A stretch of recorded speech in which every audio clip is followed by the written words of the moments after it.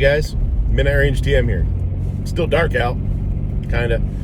Heading to work, and I was just thinking about something. We're still on day 2 or 3 waiting for the jury to come back here on the Rittenhouse case, and there's a couple of things that I think are pretty interesting with this one that I hear people kind of talk about but not kind of talk about. First one is the fact that the prosecutor is pointing a rifle at the jury. And everybody's saying how that's it's bad, gun etiquette, and it's, he shouldn't be doing that. First of all, he doesn't care, right? Second of all, I don't think that was an accident. I kind of feel like that was an intentional thing. How do you make somebody afraid of a gun? What's the best way to make somebody afraid of a gun? You point it at them. I really believe that he did that so that they would have some fear of the gun, make them more prone to be harsher on Rittenhouse. He also didn't point it in the direction that the camera was showing either. If you noticed, when he did that, the defense attorney objected or stated that he was, in regards to the jury, I think this is what he did. He made it sound like that's the wrong angle. He didn't want them to see the angle that the camera showed. He wanted them to see down the barrel of that gun. I don't think the prosecutor is a very, very good lawyer. I think he's made a lot of goofy mistakes and sort of made himself look bad. But I don't think this was an accident. I think it was calculated. So, comment below. Let me know what you think. Number 2, a gun doesn't always dissuade somebody, the presence of a gun. I'm not saying that you shouldn't open carry. I'm not saying that you shouldn't carry an AR open at a rally if you want to. But the presence of a gun doesn't always nullify a threat, I guess is a good way to say it.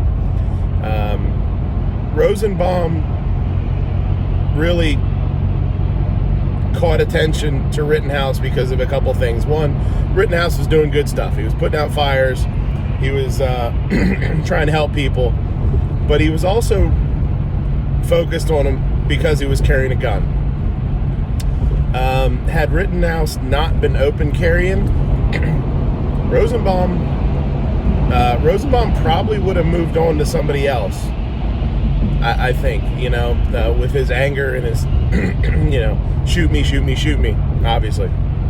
So don't think that just showing a gun or having people see a gun or brandishing a gun, even in a self-defense situation, is going to necessarily stop the threat or make them think twice.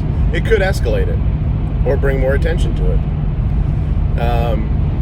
On the other hand, the prosecutor saying he didn't have to shoot him, he could have fought with him, or he could have gotten a fist fight like a real man, or not been a coward and shot him or whatever. That's ridiculous.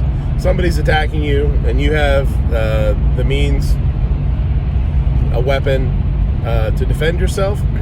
I think you have to use it. Had Rittenhouse decided to put the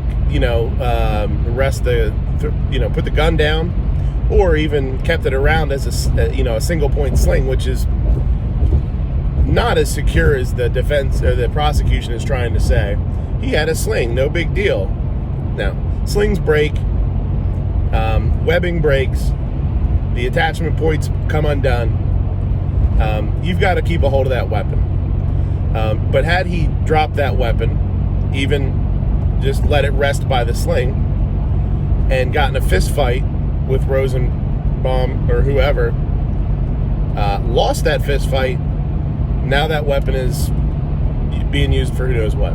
That's ridiculous. And I hope the jury understands that. And I think the defense should have brought that up. The fact that gun was not secure just because it was on a sling. it's just not. It's not. That does not make it safe or secure. So, and third thing that I thought was interesting, and we've had these conversations before, when people bring up hand-loaded ammunition for self-defense. There's people that believe if you hand-load ammunition, it could be used against you in court. There's people that say that's ridiculous, and there's people that say, and I'm kind of in the middle. There's, I feel like, yeah, you could probably do it, and I think a good lawyer would be able to say, no, they're loaded within spec. They're loaded as well or better than the factory. They did what they're intended to do. They're within factory, specs as far as velocity and whatnot. But in this case, Rittenhouse had FMJs. He didn't have expanding ammo. He didn't have fragmenting ammo. He had regular old cheap range ammo. I can't remember what it was. If it was Aguila, I think he had Aguila FMJs. They tried to use the fact, or they did use the fact, that he had FMJs to say that was more dangerous than expanding bullets, which I would not have thought, I would not have guessed that. They said that it was more dangerous for bystanders. It was more dangerous for pass-throughs, or even if he missed. That even if he hit his target, that FMJ could and would go through who he shot at and possibly hit somebody in the back, which showed that Rittenhouse was reckless in his choice of ammunition. On the other hand, if he had expanding bullets, I'm sure they would have used that against him too. I'm sure they would have said, these bullets are made to hunt, these bullets are made to kill, these bullets are made to inflict greater damage. And I'm 100% sure the prosecution would have done that. So what are you left with? You're left with seeing, in my eyes, seeing that no matter what you use, it can be used against you. So if the shoot is quote-unquote questionable, depending on what kind of ammunition you have, you better believe they're going to try and use that against him. So that was really surprising to me when they got into that line of questioning to him. What what kind of ammo did he have? Why did he have it? Did he understand what it would do?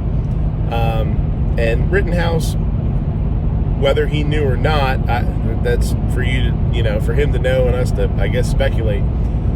Whether he knew what kind of ammo and what it would do in a body, or what it wouldn't do in a body, is a good way to put it too.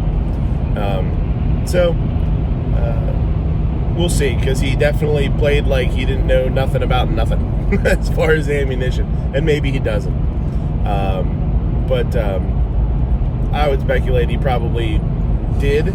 Whether he thought it would make a difference at the time or not, I don't know. But I would wager to guess that he understands the difference between an FMJ and a hollow point and why you would use one or the other. I just think maybe he doesn't think it matters that much. So maybe that's what he was thinking. I don't know. So I don't know. Just a couple things. Throw some comments under the comment section here. If you want to talk about stuff, you think I'm full of shit, or if you think I got a good point. And then we could bring it back up on Sunday's show if you want to. So thanks for watching. Thanks for checking us out. Midnight Range TM. And be careful. Thanks, guys.